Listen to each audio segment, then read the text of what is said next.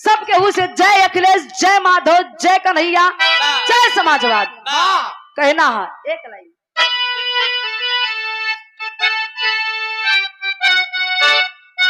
जियो जियो।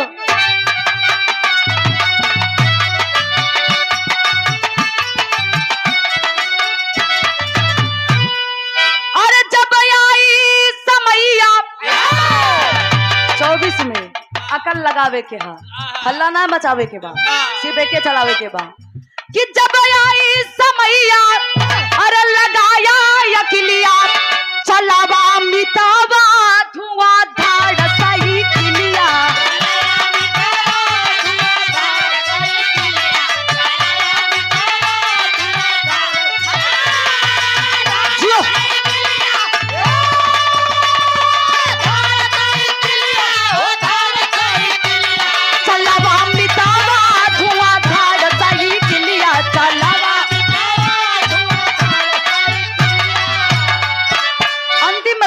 कि हमरे अखिलेश भैया के अरे यही बात सवारी एकदम सस्ती और सरल सवारी कि हमरे अखिलेश भैया के अरे यही बात सवारी कभी ना तेल पानी के जाए ससुरारी।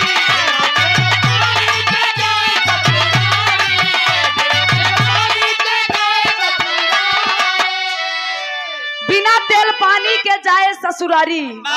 जोन तेले पानी में खर्चा करबा ये भैया वही सड़वैनी के रामदाना ले जाए। बहुत सरल और सस्ती सवारी है। यही से फुलवा पे चढ़ जाए एकदम।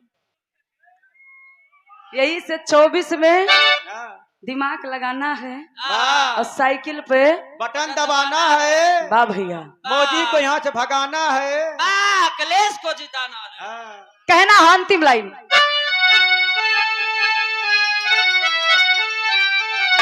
कि हमरे अखिलेश भैया के अरे यही बात सवारी कभी न तेल पानी के जाए ससुरारी।